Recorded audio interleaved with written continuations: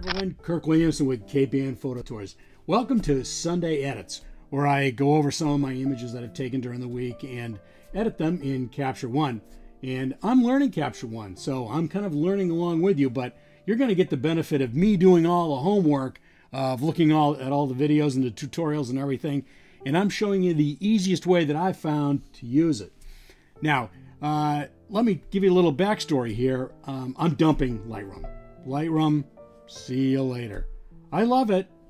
I always do. I've always loved it. But the problem with it is that since Apple has their new Catalina system software on this new iMac that I have here, Lightroom, I should say, Adobe has decided that they were gonna upgrade their latest version to 10, and for some reason I can't import images from my little hard drive here, my external hard drive, which is the way I've always worked, and it's never been a problem. Well, now it is. And also, I upgraded the Lightroom catalog that I have on this, and I'm able to work on the images, but it's pitifully slow. I mean, it's really slow, way slower than it is even on my laptop. So I've decided to move over to Capture One and see what all the accolades are about. And so far, I like it. It's great. I've gotten kind of got used to it. I still have to learn a little bit more about how the library function works, but I'm getting used to it slowly. And you guys are going to be the beneficiary of it.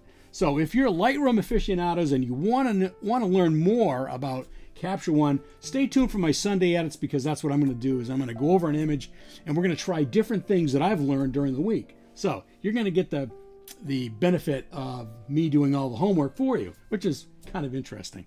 So without further ado, let's go in and see what we can see with this image here. I'm going to pick like one image a week, so these things don't take too long. Let's go into this image right here, which is over at the Harbor Masters in Rockport. And I'm going to show you what the original looked like. The original, so I'll show you what it looked like before. We're going to do a before and after here. The cool thing is there's a before and after tab up here that you can click. Look at the difference here.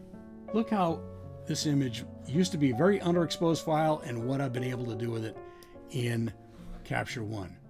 So first of all, let's get started. I'm going to reset this image and put it back to where it was before because it's a mess. So let me put my specs on so I can see what's going on over here. And what I've done here, I'm using the simplified workspace, which puts all your tools over here on the left, and then over here on the right, it gives you your image files.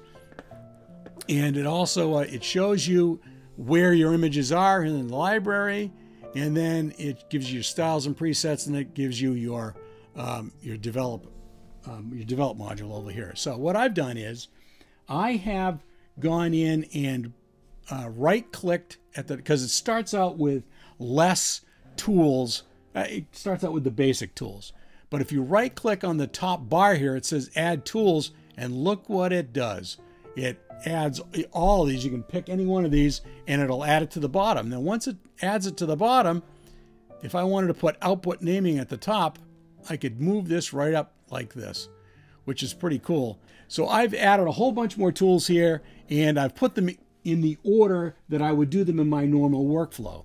So if the first thing I do here is I look over here at my, it's still not doing it. I wonder why that is. It was working before. Anyway, over here, and if you can see this curve, what you get is you get a whole bunch of different curves, and all of your Fuji profiles are in here. So I'm going to go in here. I'm going to use OsteoSoft. And then the next thing, oh, you know what I'm going to do? Wait a second. Let me explain this. And you're going to laugh at me, but I use auto adjust. But in Capture One, auto adjust is not like the auto adjust in Lightroom. You can tell it what you want it to auto adjust. Lightroom, you can't do that. It just does a global thing. So I'm going to go up here. First thing I'm going to do is I'm going to remove this and put this on auto for now. I'm going to hit auto adjust. But what I've done is I've made sure that white balance and contrast and brightness are not included in this. So let's go in here and auto adjust. Come on. Come on, do it. All right, so as you can see, what's happened is it's really brightened up the scene, which is normally what happens when you do it in Lightroom. Lightroom tends to give you a little bit more on the exposure side and opens it up with the exposure. I don't like that, so I want to do that myself. So what I'm going to do over here is, the first thing I'm going to do is I'm going to use my Osteosoft, which is a curve that adds some adjustment to it.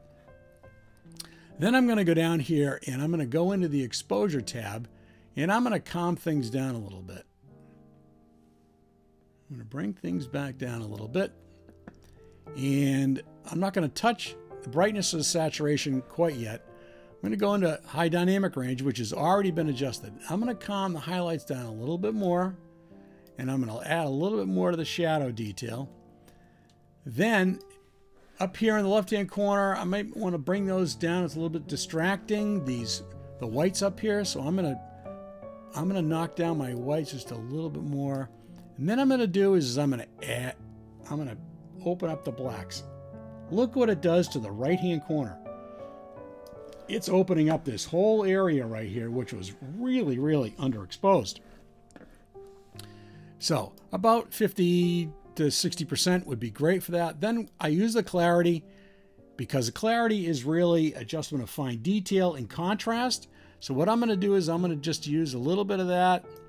Structure is another contrast tool, but I use it very sparingly.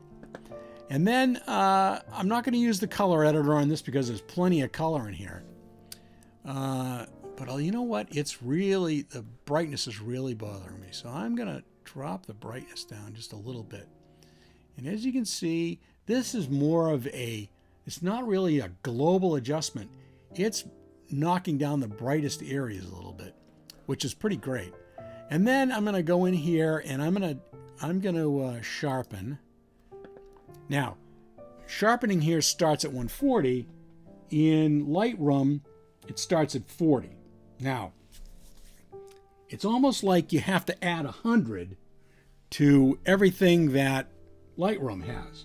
So it's at 140. So what I'm going to do is I'm going to raise this to about 200. And it should be plenty sharp. So we're going to go up here and we're going to show you how sharp it is. I'm going to go to 100%. Come on. One more. Oh, oh, too far. All right, so you can see right here with these mums, they're extremely sharp. Boy, look how sharp they are. This leaf down here, very, very sharp. So the sharpening tool is real powerful. You got to be careful with it or you can overdo it. Then one of the last things I do here is I do a vignette. Now I think I set up, I set up a preset for like 0.5. You can see what the difference is here. You can see that it's just added a little bit around the edges. And as if you followed Scott Kelby at all, Scott likes to throw a vignette on everything of -10. Well, this is around what -10 would look like, maybe a little bit more. But I can show you what it would look like if it was, this is -1, which is too much. So I'm going to go with -0.5, I should say. And let's look at before and after.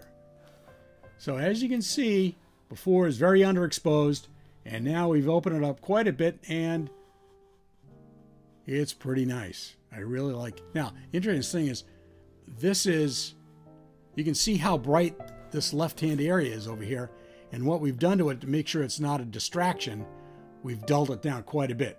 So I really like the way this image has come out, and I think that that's it for this week. And I hope you've learned something a little bit about Capture One, because Capture One's a powerful program, and there's a lot of things you can do with it. And from what I've been discovering, there's a lot of things that I didn't know about it, that the Luma masking feature and all sorts of other things that really make this an incredible program. And I haven't even started to delve into it really. Next week, I'm going to really start to work on how I work with my library, The library is such an important tool to organizing your files on your hard drive here. And I've imported, the interesting thing is I don't think you can do this in Lightroom, is I can put my card in the machine, the back of this machine here, and I can say import from here and put them into this Lightroom, into this hard drive right here in a specific folder. I don't think you can do that in Lightroom. I had to do it differently before. So anyway, that's it for this week, Sunday Edits, and I hope you keep tuning in. And that's it for this week, and we'll catch you next time.